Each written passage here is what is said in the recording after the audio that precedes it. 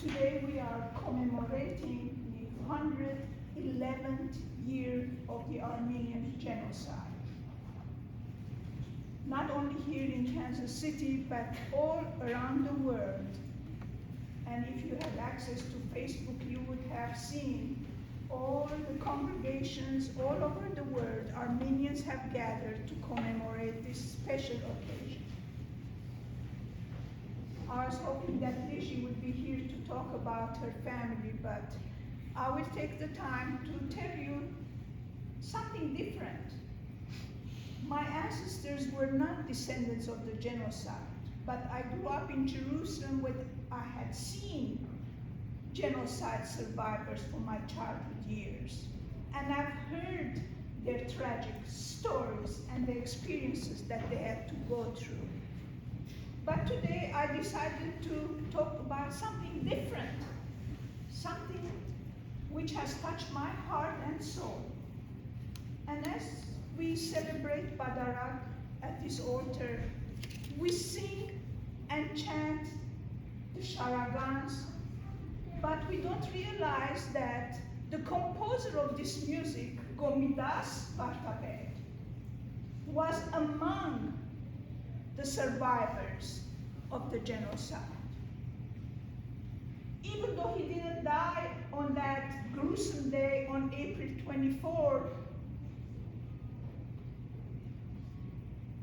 when hundreds of our intellectuals were arrested and executed in Constantinople, modern-day Istanbul.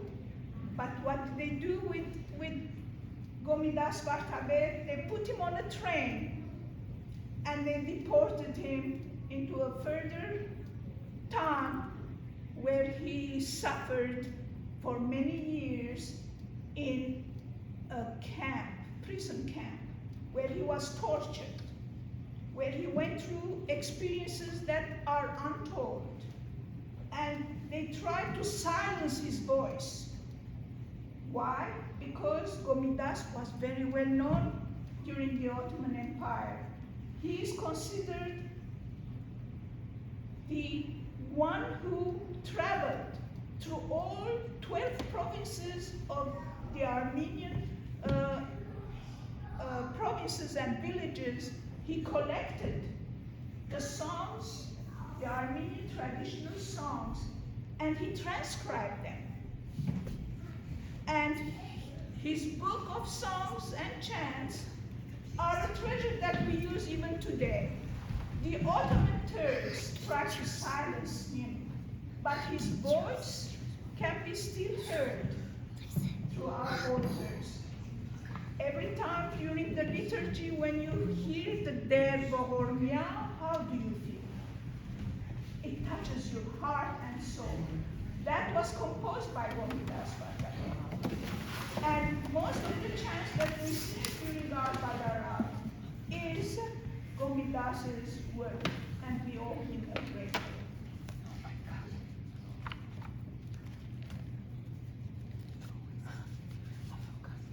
The enemy wanted to silence his voice, yet his uplifting prayers, like the Der Bohormia that we sing during Badarak, continues to echo through our church altars. His melodies, the Garoon, and many other songs that we still sing are the whispers of Gomidas that we hear from him. Well, every note of his music is a whisper of his past, and his melodies have touched the hearts and souls of many. Even universal human spirit was touched by Gomidas Bartabet. And when I say universal, I mean non-Armenians. You will be surprised to know that the music of Gomidas had touched the soul of a very famous 20th century British comic actor and filmmaker, the worldwide icon in the era of silent films, the black and white films of Charlie Chaplin. Charlie Chaplin was touched by his music, and he has said, Armenian music is simply an endless ocean of pure emotions. And those of you who have read or know about the life of Charlie Chaplin, during the latter years of his life, he had a very tough time. He was here in the US, even though he was British, but all his movies were produced here. But he was persecuted, he was accused, he was mistreated, so he decided to move to Switzerland. So during the latter years of his life, he went to Switzerland, where he lived in isolation. He didn't want to see anybody. He had a villa outside Geneva where he stayed most of the time, contemplating. In 1965, our renowned composer Aram Khachaturian happened to be in Geneva as part of a jury team for an international musical competition. Surprisingly, he received an invitation from Charlie Chaplin. Charlie Chaplin wanted to see Khachaturian, and of course, he accepted the invitation. And after spending a few hours of long conversation, Khachaturian inquires about the mystery, the cure of Charlie's depression. With a silent smile, Chaplin takes him to his private room, opens a big drawer, and shows him a collection of Gomidas Vartabed's violin records. And he says, "This music gives me inner peace. Armenian music is simply an endless ocean of pure emotions." That's how he was touched by Gomidas's music. Not many know that Charlie Chaplin in 1920 traveled all over Europe, raising over $1 million US. In today's money, it would be much more. And he donated the money to the Armenian orphans who had survived the genocide.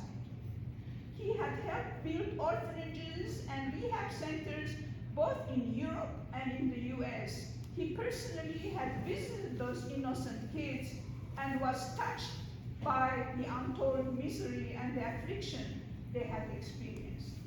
He had compassion and was inspired by their resilience. It is believed that the co-actor of his famous movie, The Kid, the poor little boy with the sad, innocent complexion, was a depiction of one of the Armenian orphan boys who had touched his heart. So Charlie Chaplin is known to us as a luminous symbol of compassion during the darkest years of our history. Moreover, now you know that how the music of Gomidas Vartabed had touched the heart and soul of a depressed actor who became one of the greatest benefactors to the survivors of the Armenian genocide. We always remember all those who helped the orphans and all those who survived the genocide.